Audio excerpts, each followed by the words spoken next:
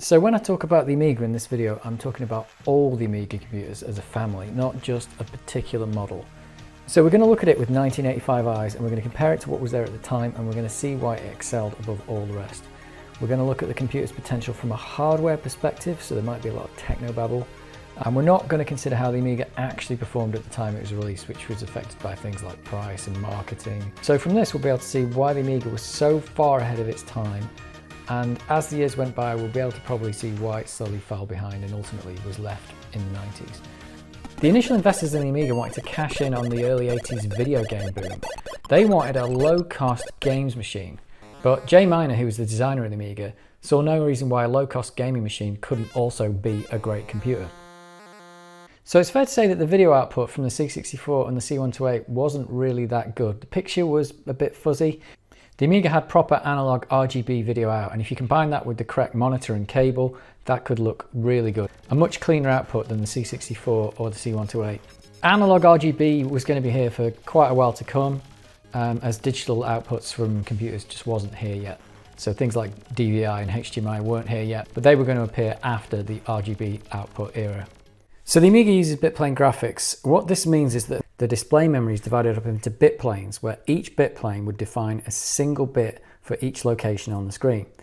So with only one bit plane, you could only represent two colors using a 0 or a 1. The more bit planes you add, then the more color values you can have. So for 5 bit planes, you could represent 32 different colors. The number stored in the bit plane is not the color itself, but it's the index to the color in a lookup table that's somewhere else in memory. So in the Amiga, these colors are stored using 12 bits.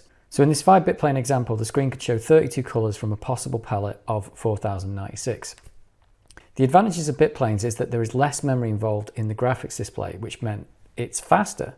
But the disadvantage is that you have to pick a palette that you choose, and then you kind of stick to it throughout the display of those graphics until you change the palette. This selection of colors, however, was still way more advanced than what the C64 could do. Well, that only had a possible palette of 16 colors, most of which you could display on screen at once, but there was lots of limitations on where you could put them. So the Amiga, by comparison, was a very colorful computer, and that combined with all the tricks that the copper could do means that you could actually display usually more than 32 on the screen at once anyway, so that limitation could be exceeded. It gave it the impression of being a much more powerful computer than it actually was. That said, however, bitplane graphics is the one place I would say the Amiga wasn't really ahead of its time, because most graphics now are just RGB pixel graphics, and that's a very common approach. Into the 90s, the Amiga was still using bitplane graphics. Even Jay Miner himself said that it might have been better to go with full pixel graphics at that time. Whether that would have really worked, I'm not sure, because maybe the Amiga would have been too slow to do that. But it was something he said in hindsight he maybe wished he would have done. Also, probably in hindsight I would have designed it with pixel graphics instead of bitplane graphics. They're a little more standard and versatile now, it turns out. The bitplane graphics allow you to move data around much faster because you have less data to move if you have very few bits per pixel, which was the case in the 64 and the early Amiga. We worked mostly with 4-bit planes, 5-bit planes, 3-bit planes, which means 4 or 5 bits of information defining each pixel.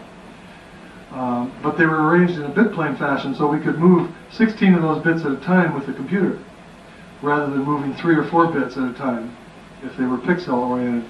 Well, now with memory the way it is and computer designs the way they are, moving 16 bits of a single pixel to define a single pixel is more efficient in terms of high color quality and lots of color definitions. So I would have, in hindsight, I would have done that differently. So Holder Modify or HAM was a special graphics mode for Amiga that allowed the entire color palette to be displayed on the screen at the same time, potentially. Now, there's quite a lot of limitations to it though. Jay Miner, the designer, actually got this idea from flight simulators, where they would have a graphics mode that could change the hue, saturation and intensity of an NTSC color value. And he designed the Amiga to be able to do this, but later on a design change meant that the NTSC circuitry wasn't inside the chip anymore, so he couldn't do that. The circuitry was modified so that it could do it with RGB values. So basically it could pick a value from the color palette and it could hold 2 of the values like the red and the green and modify the blue. And this like happened from left to right over the screen. And that's why you can see like color fringing going from left to right on ham pictures. Now he actually thought this would be a really bad idea, because why would you want to hold the red and the green and modify the blue? It wouldn't be a very good idea. But when we took the NTSC generating circuits off the chip in order to make room for more RGB circuits, I wanted to take the hold and modify out of there, because it was, in my opinion, at that time, it was really only usable for hue, saturation, and intensity. RGB, you know, who wants to hold the red while you change the blue and the green, right? Or who wants to hold the green while you change the red and the blue? But the guy that was doing the actual drawing of the chip layout itself said, if we take that off, it's going to leave a hole in the middle of the chip. We don't have time to re-lay out the whole chip to take advantage of that hole. So let's just leave it in, and if nobody uses it, that's fine.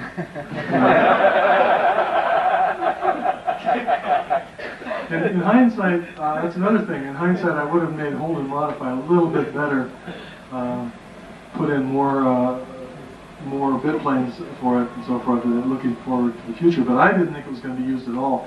Was I ever amazed when the first use was made of hold and modify, in terms of just showing pictures that have been pre-digitized? I said, oh my God, you know, well, that's great, you know, but they'll never make a drawing program out of it. I've spoken like a true hardware person.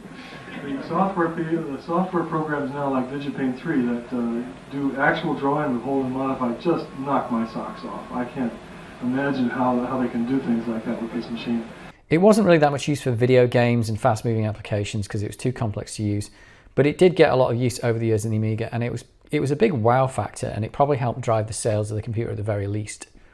So all that said about ham mode, though, it was pretty amazing for its time, and other computers just couldn't produce pictures, at least still pictures, with that level of image definition. So we can't talk about the Amiga without talking about the blitter, which stands for block image transfer. The blitter is basically just hardware that can move blocks of memory around really fast and without using the CPU. It's most famously used for drawing to the display, because when you draw to the display, that is just taking a chunk of memory and just moving it into the memory that is the display. And in addition to that, the blitter could also do simple math operations on the memory that's being moved around. And that's quite important for drawing, because that means you can take, say, a sprite image and you can blit it onto the screen, but you can mask out the background. And you can do other stuff as well. There's quite a lot of math operations that could be done on that. So Computer File did a whole video on the blitter, and that's really worth watching if you want to fully understand how it works. So I'm not going to go into all the details here because they've already covered it all. But what I am going to say is that in the Amiga, the blitter could also do area filling and line drawing. So that's additional features that it could also do. And the important thing to realize about the blitter in the Amiga is that it was a separate chip to the CPU. So you could be blitting to the screen, and while that blit was happening, the processor can still do some work. So it could still be doing other operations in the background. So you could run the CPU concurrently with the blitter. So for RAM, put simply, there was just more of it than the predecessor, the C128 or the C64. The original Amiga 1000 had 256 kilobytes, which was pretty low, and I think J Miner definitely wanted more for it. But that was still twice as much as the C128, and more importantly, it wasn't banked like on the C128. So the whole memory space was available to the processor without doing any weird tricks. In the original Amiga, the 256K was expandable to 512, and the 512 became standard on the later Amiga 500 anyway. And the original design for the first Amiga did have 512 kilobytes, but it was cut for cost reasons. I had to compromise on the memory requirements. I would have put more memory into it in the beginning.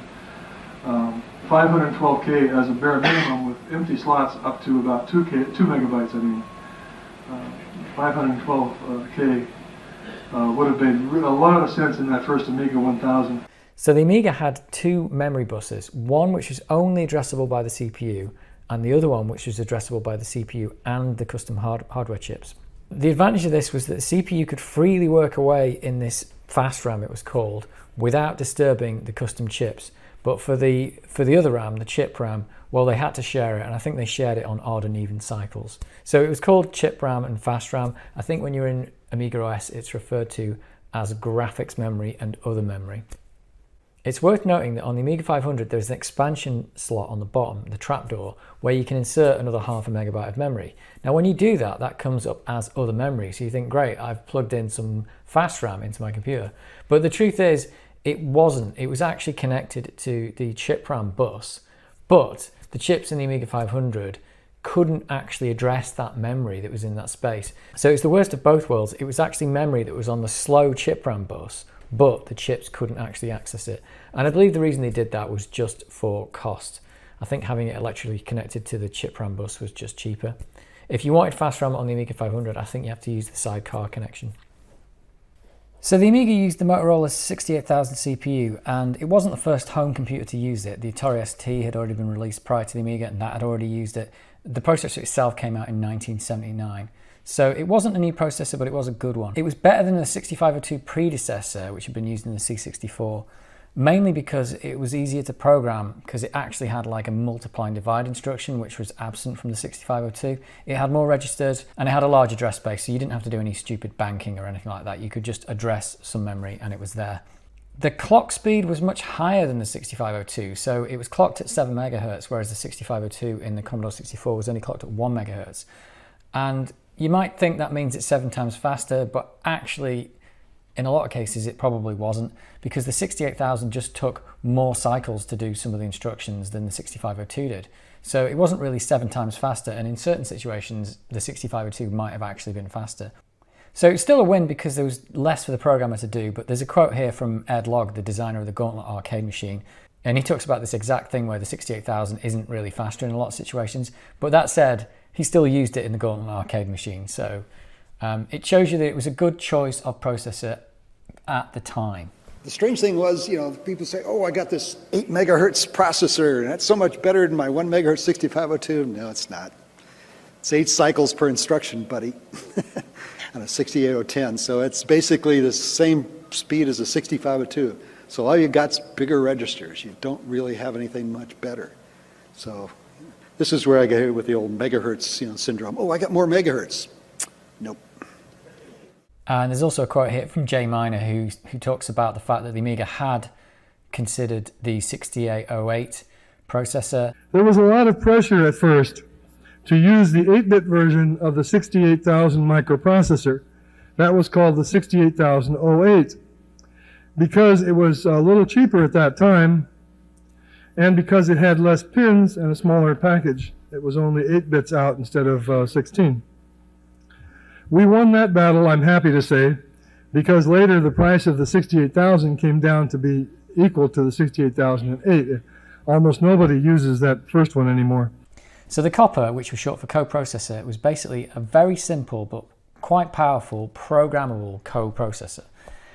So basically it could change values in the hardware registers, but it could do it synchronized with the video display. So it could say wait for scanline 50 and then change the background color to red. It could also wait for locations in the middle of the scan lines as well. It didn't have to just wait for a whole scan line. And it could basically do other things like it could move sprites, update audio channels, and it could control the blitter. So basically what it did is it waited for a position on the video display and then it could do something. The term copper bars was coined for the color bars that you could create by programming the copper just to change the background color at different positions in the display. And that was really easy to do and it didn't suck up loads of CPU power. So in a game, the copper could be used to just change the color palette at a given scan line, and then below that scan line, you could display the scoreboard in a game, and that could use a different palette from the main game, allowing you to get like more colors on the screen. The copper instructions were user programmable, so the program itself defined what the copper would do, and that program was called the copper list, basically. And it's important to realize that the copper didn't take up any CPU time while it was waiting for a scan line. So if you said wait for scan line 50, then that was it. The CPU just carried on like normal, and the copper would kind of just wake up at scanline 50 and then start running the instructions. So one of the great things about the Amiga was it was a platform that anyone could program for, and they could release games and applications on. There wasn't any weird licensing agreements. You didn't have to pay Commodore any money. You didn't have to release your code on a crazy app store or anything like that you have to do today. So in addition to this, the hardware and how to like take over it and program it was intricately described by the Amiga hardware manual. It covered all the things the Amiga could do with the hardware and how you could make it do those things with your program. And much like today's PCs, the Amiga was capable of being the machine you developed your application on and also being the target platform for your application. So that's a lot like a PC today where you can program a Windows game on Windows. I'm pretty sure that excellent description of the hardware and how to program it and coupled with like this freely open platform that allowed you to program stuff for it, contributed to the success of the platform eventually.